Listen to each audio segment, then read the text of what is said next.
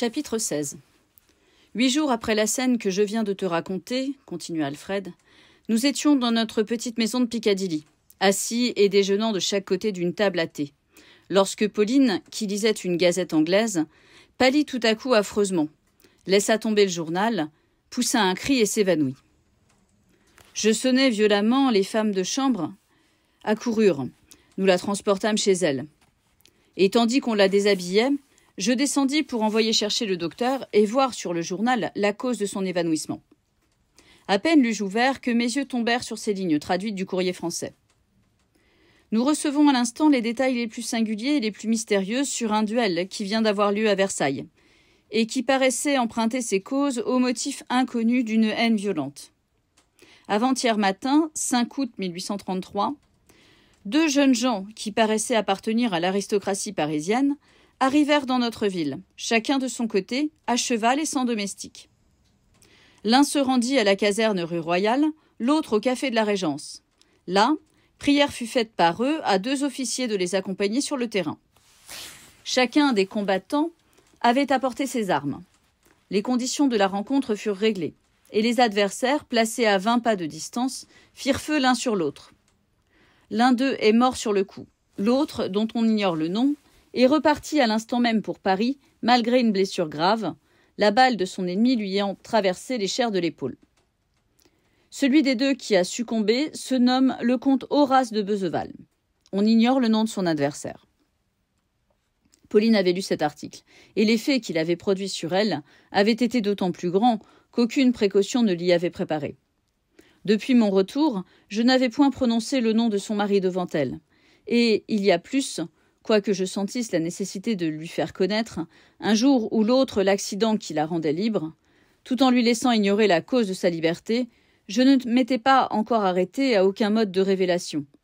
Bien éloigné que j'étais de penser que les journaux prendraient les devants sur ma prudence et lui annonceraient brutalement et violemment ainsi une nouvelle qui demandait, pour être dite à elle surtout, dont la santé était toujours chancelante, plus de ménagement encore qu'à toute autre femme. En ce moment, le docteur entra. Je lui dis qu'une émotion violente venait d'amener chez Pauline une nouvelle crise. Nous remontâmes ensemble chez elle. La malade était toujours évanouie, malgré l'eau qu'on lui avait jetée au visage et les sels qu'on lui avait fait respirer. Le docteur parla de la saignée et commença les préparatifs de cette opération. Alors le courage me manqua, et, tremblant comme une femme, je me sauvai dans le jardin. Là, je restai une demi-heure à peu près, la tête appuyée dans mes mains et le fond brisé par les 1000 pensées qui se heurtaient dans mon esprit. Dans tout ce qui venait de se passer, j'avais suivi passivement le double intérêt de ma haine pour le comte et de mon amitié pour ma sœur. Je détestais cet homme du jour où il m'avait enlevé tout mon bonheur en épousant Pauline, et le besoin d'une vengeance personnelle, le désir de rendre le mal physique en échange de la douleur morale, m'avait emporté comme malgré moi.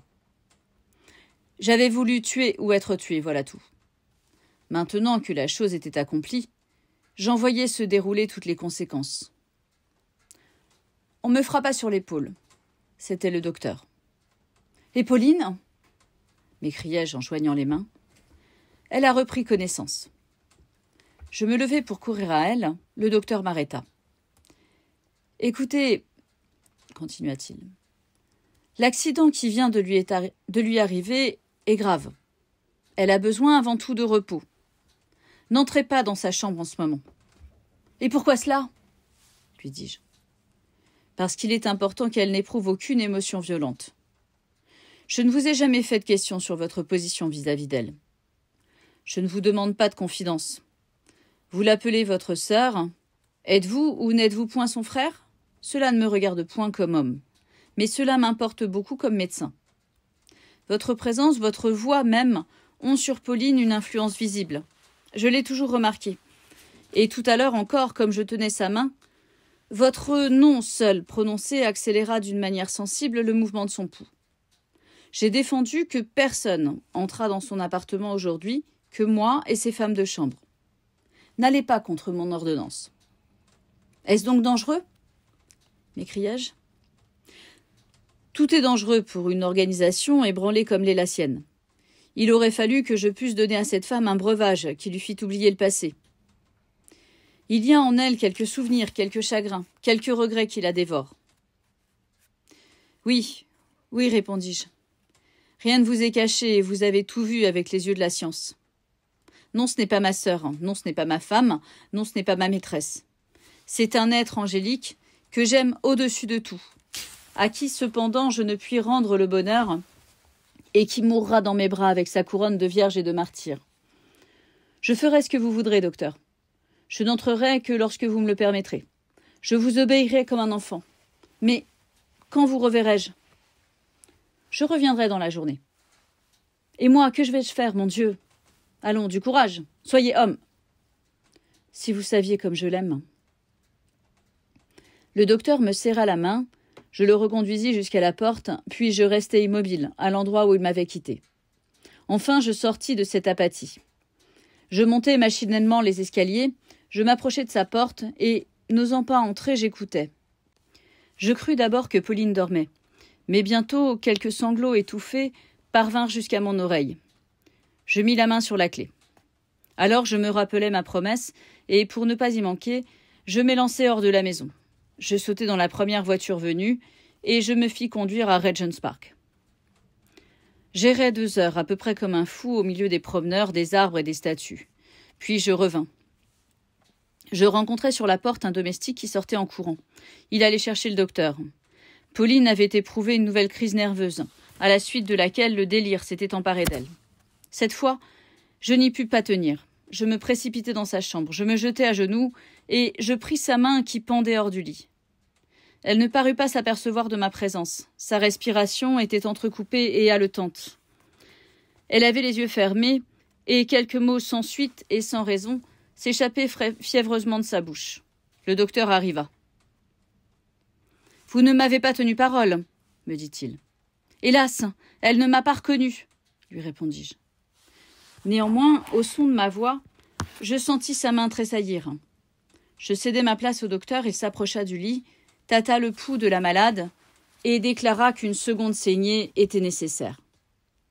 Cependant, malgré le sang tiré, l'agitation alla toujours croissant. Le soir, une fièvre cérébrale s'était déclarée. Pendant 8 jours et 8 nuits, Pauline resta en proie à ce délire affreux, ne reconnaissant personne, se croyant toujours menacée et appelant sans cesse à son aide.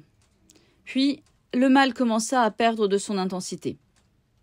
Une faiblesse extrême, une prostration complète de force, succéda à cette exaltation insensée. Enfin, le matin du 9e jour, en rouvrant les yeux après un sommeil un peu plus tranquille, elle me reconnut et prononça mon nom. Ce qui se passa en moi alors est impossible à décrire. Je me jetai à genoux, la tête appuyée contre son lit, et je me mis à pleurer comme un enfant. En ce moment, le docteur entra, et, craignant pour elle les émotions, il exigea que je me retirasse. Je voulus résister, mais Pauline me serra la main et, me disant d'une voix douce « Allez !» j'obéis. Il y avait 8 jours et 8 nuits que je ne m'étais pas couchée. Je me mis au lit et, un peu rassurée sur son état, je m'endormis d'un sommeil dont j'avais presque autant besoin qu'elle. En effet, la maladie inflammatoire disparut peu à peu, et au bout de 3 semaines, il ne restait plus à Pauline qu'une grande faiblesse. Mais pendant ce temps, la maladie chronique dont elle avait déjà été menacée 1 an auparavant avait fait des progrès. Le docteur nous conseilla le remède qui l'avait déjà guérie, et je résolus de profiter des derniers beaux jours de l'année pour parcourir avec elle la Suisse et de là gagner Naples, où je comptais passer l'hiver. Je fis part de ce projet à Pauline. Elle sourit tristement de l'espoir que je fondais sur cette distraction, puis, avec une soumission d'enfant, elle consentit à tout. En conséquence, vers les premiers jours de septembre, nous partîmes pour Ostende. Nous traversâmes la Flandre, remontâmes le Rhin jusqu'à Bâle, nous visitâmes les lacs de Bienne et de Neuchâtel, nous nous arrêtâmes quelques jours à Genève. Enfin, nous parcourûmes l'Oberland, nous franchîmes le Brünig et nous venions de visiter Altorf lorsque tu nous rencontras sans pouvoir nous joindre à Flüelen sur les bords du lac des 4 cantons.